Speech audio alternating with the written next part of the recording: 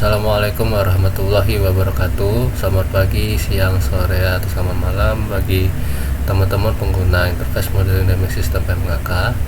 Di sini saya akan menyampaikan beberapa step by step tata cara penggunaan video tutorial agar teman-teman lebih memahami cara penggunaannya, dan yang paling penting ialah benefit dari interface ini dapat teman-teman gunakan dalam praktik pekerjaannya sehari-hari, di mana saya dari MPB Gunawan dari sekitar Deputi Bidang Pemberdayaan Masyarakat Kependudukan dan Ketenagakerjaan akan menyampaikan video tutorialnya. Jadi teman-teman dapat menggunakan modeling ini melalui interface website yang sudah disediakan, di mana teman-teman bisa saja mengcopy paste. Kalau teman-teman mengcopy paste maka akan keluar websitenya.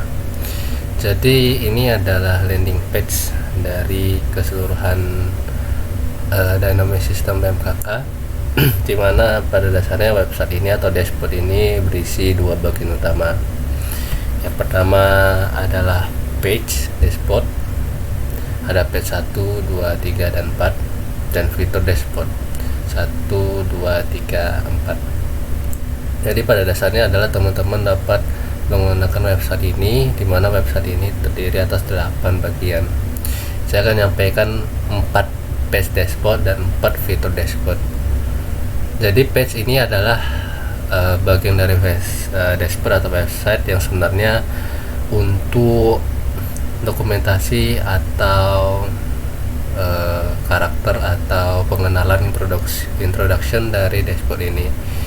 Jadi page ini tidak memberikan manfaat secara real, dia hanya memberikan pengenalan, tutorial, limitasi dan sebagainya, dimana kita bisa klik ya apa itu dynamic system. Dari page 1 hanya memberikan apa itu dynamic system, page 2 dia memberikan contoh benefit dan relevansi ya, ini menggunakan overview of system dynamic assistant thinking dari MIT OpenCourseware.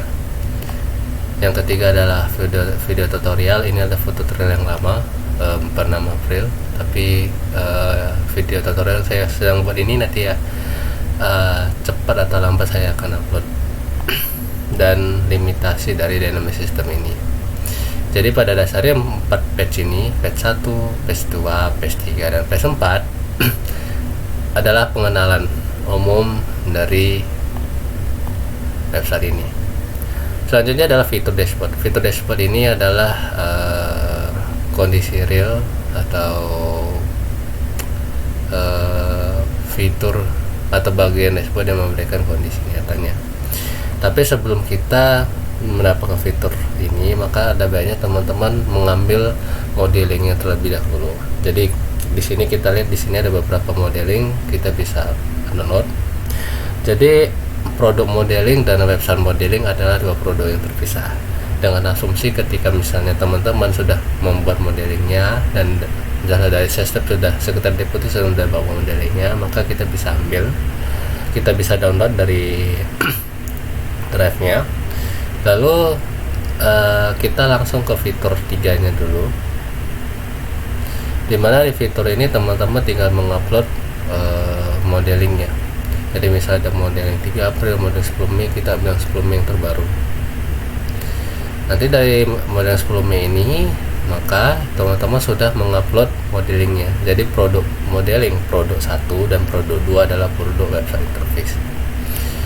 Lalu ketika teman sudah upload, kita bisa masuk ke fitur 1. Fitur 1 ini adalah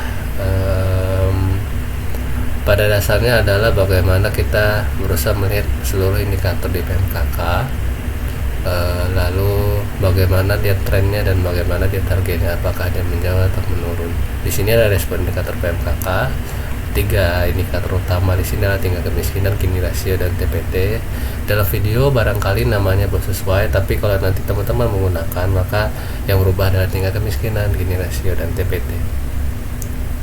Ini adalah 3 indikator utama PMKK dan indikator turunannya PMKK di bawah di sini. Jadi kalau teman-teman bisa melihat ada di Direktorat Penanggulangan Kemiskinan Kerja Sosial, Kependudukan dan Jaminan Sosial, Direktorat Ketenagakerjaan, Koperasi dan UMKM, dan Kementerian Sosial dan Ekonomi. Jadi berdasarnya respon ini berusaha untuk menyajikan seluruh indikator PMKK, baik 3 indikator utama PMKK dan indikator turunan, di mana setiap direktorat nanti akan menyampaikan akan tersampaikan indikator, target, trennya dan sebagainya. Barangkali di video ini indikatornya masih belum benar-benar sama, tetapi kalau teman-teman nanti seiring waktu cepat atau lambat, maka teman-teman akan melihat bahwa indikator kita akan benar-benar sesuai dengan apa yang disampaikan dalam RPJM atau RKP. Jadi teman-teman bisa memilih misalnya direktorat apa, misalnya direktorat Naker, Koperasi dan UMKM, maka teman-teman akan melihat hasil dari perhitungannya. Nah, di fitur 2 adalah faktor-faktor pendorong atau penghambat kenapa garis biru ini adalah garis yang naik atau turun atau menurun. Jadi kalau teman-teman lihat kenapa garis ini naik atau turun, itu nanti ada faktor-faktornya. Ternyata garis biru ini naik karena ada faktor pendorong, garis biru ini menjauhi dari garis merah karena ada faktor penghambat, dan ternyata ada tabel dampaknya. Jadi pada dasarnya fitur 1 adalah semacam dashboard yang berisi seluruh indikator PMKK, posisi ini, tendensi sistem yang garis biru, dan garis merah adalah targetnya. Fitur 2 menyampaikan atau menjelaskan apa saja faktor-faktor pendorong atau menghambat yang menyebabkan sebuah garis biru. Garis biru ini sini maksudnya adalah tendensi sistem atau trennya ke depan, apakah dia makin menjauhi atau mendekati. Kalau dia mendekati, kita sebut faktor pendorong, tapi kalau dia menjauhi, kita sebut faktor penghambat. Nah, di fitur 4 adalah simulasi dari target. Jadi kalau katakanlah kita pengen punya beberapa target dan sebagainya, disinilah policy modeling yang bisa kita sampaikan.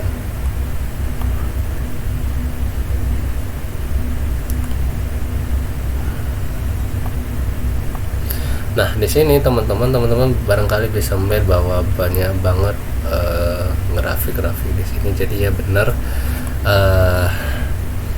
Jadi ini berisi semua indikator di PMKK, bagaimana trennya dan bagaimana targetnya.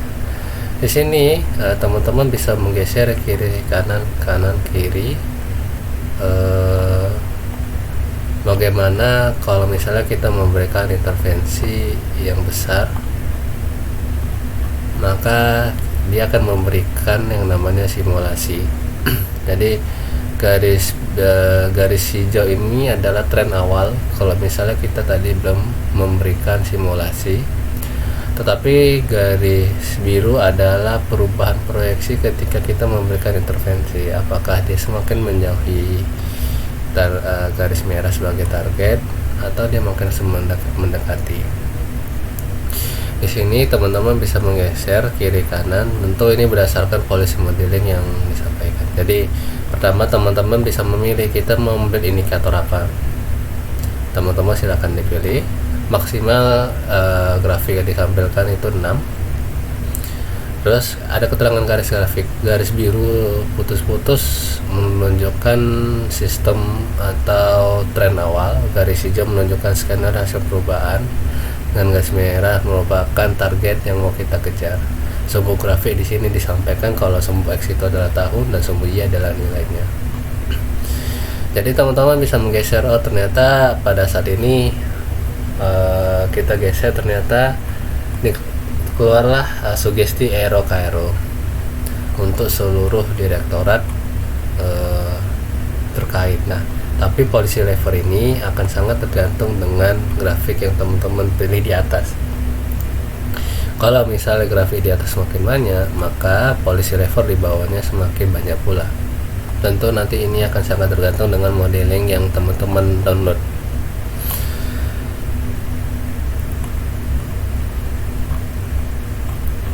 Teman-teman nanti boleh mengeksplorasi lebih lanjut.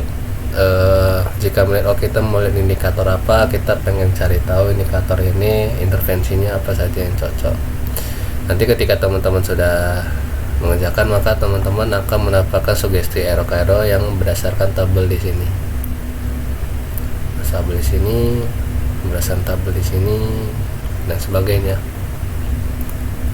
Jadi begitu teman-teman yang bisa saya sampaikan. Jadi fitur 1 saya sampaikan, ya fitur 1 hanya berisi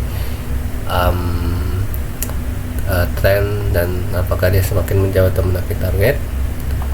Fitur 2 adalah faktor pendorong dan faktor penghambat, apa saja yang membuat dia naik, turun, flatten, menjauhi, mendekati garis merah.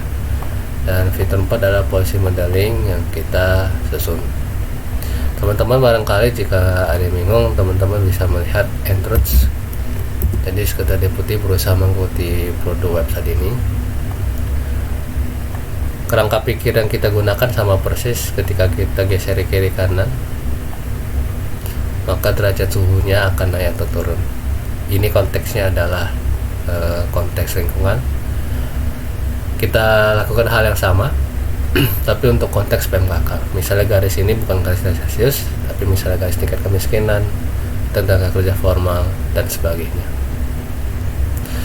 Jadi demikian video tutorial bisa saya sampaikan, sekiranya dapat membantu atau memahami penggunaan ini.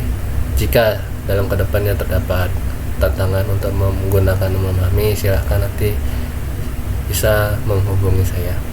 Sekian video tutorial dari saya. Terima kasih. Assalamualaikum warahmatullahi wabarakatuh.